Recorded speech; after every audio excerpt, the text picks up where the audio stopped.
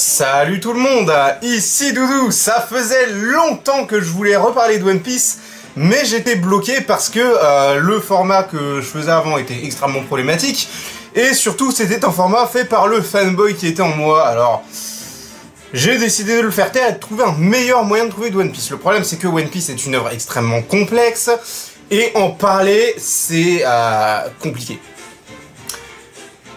Et ben il y a quelques jours, j'ai enfin eu l'idée qui m'a permis de débloquer mon problème. Je sais comment parler de One Piece, je vais le faire en parlant de ses personnages. Donc nous allons reprendre la continuité plus ou moins là où nous en étions. Mais avant ça, nous allons faire un petit bond en arrière. Un bond de 7 ans 13 exactement. Nous nous trouvons dans le royaume de Drum. Ce royaume est dans le chaos depuis que son ancien roi est mort et que c'est son fils qui a pris la succession du trône, ce qui est normal dans une monarchie. Sauf que voilà, là où, de ce qu'on sait, son père était un bon roi, le roi Wapol est un tyran. Finalement, au sein du gouvernement, il n'y a guère qu'un seul homme qui a un peu de mal avec son roi. Cet homme, c'est Dalton, c'est le chef de la garde. Il était déjà en poste à l'époque où c'était le père de Wapol qui dirigeait le royaume. Et on peut dire qu'il regrette beaucoup le règne du père de son souverain. Dans ce royaume, un jour, le roi Wapol eut une idée absolument dégueulasse. Histoire de bien soumettre la population à son autorité, il a décidé d'interdire les médecins dans son pays, qui était pourtant réputé pour sa médecine, et de ne garder que 20 médecins qui seront à son service exclusif. Désormais, pour se faire soigner, les habitants du royaume de Drum devront supplier leur roi.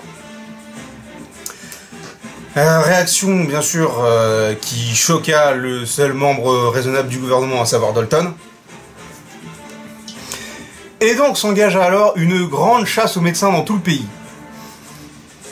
Au final, 7 ans avant les événements de One Piece, il ne restait dans le pays plus que 2 médecins à chasser. L'un d'eux est un grand docteur, c'est le docteur Kurea, une vieille femme qui a réussi à survivre au-delà de 100 ans, largement au-delà. Et un charlatan nommé Iluluk.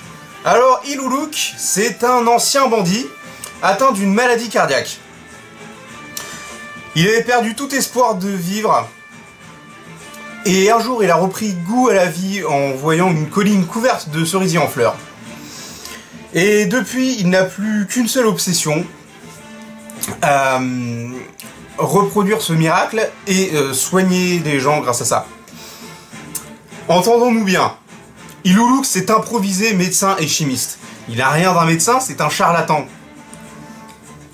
Mais malgré ça, il a l'âme d'un médecin. Même s'il est catastrophique et qu'il est un véritable danger public, il a vraiment des intentions louables. Il a vraiment l'intention de sauver des gens. Et son objectif actuel, à ce moment-là, c'est de sauver le royaume de Drum.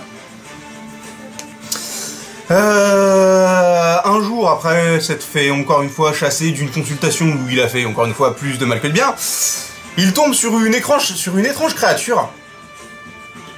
Il s'agit d'un renne rejeté par son troupeau qui avait mangé le fruit de l'humain et qui, étant rejeté par ses semblables, a souhaité rejoindre les humains. Sauf que, ne ressemblant pas tout à fait à un humain, même avec le pouvoir de son fruit du démon, il s'était fait rejeter par les êtres humains aussi. Et finalement, Iluluk va décider de le soigner.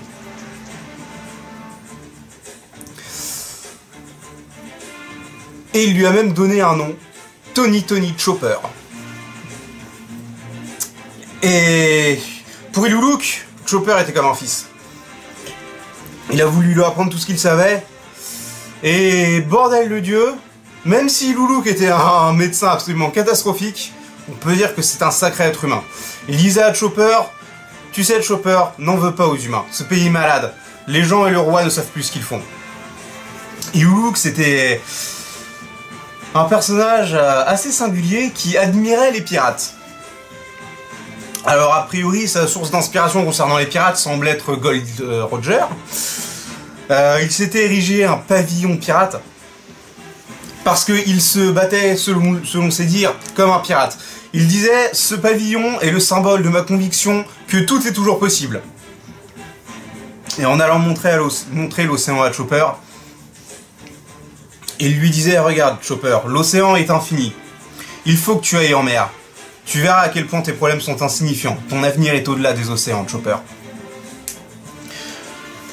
Faut voir que pour Iluluk, Chopper c'était non seulement un fils, mais aussi un petit peu une espèce de successeur.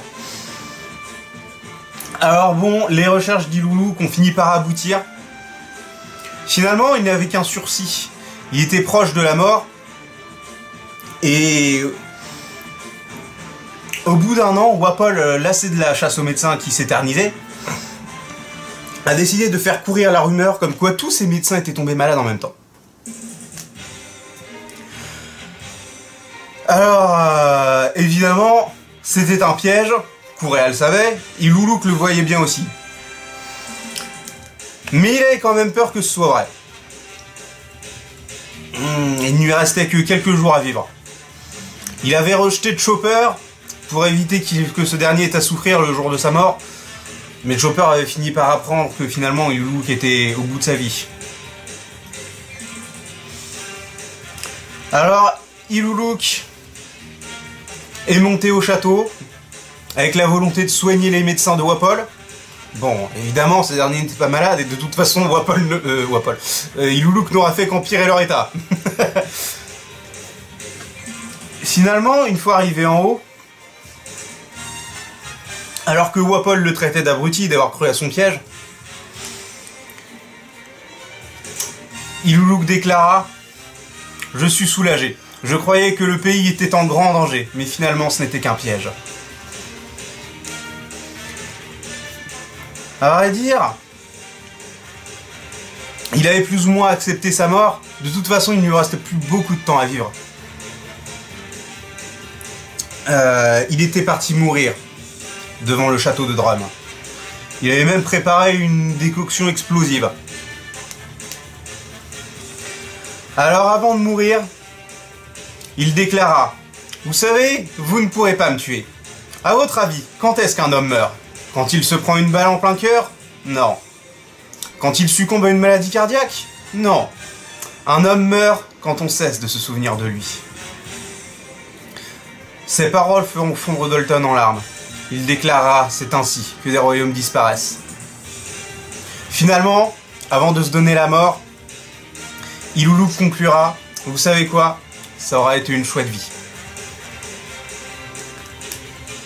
Finalement,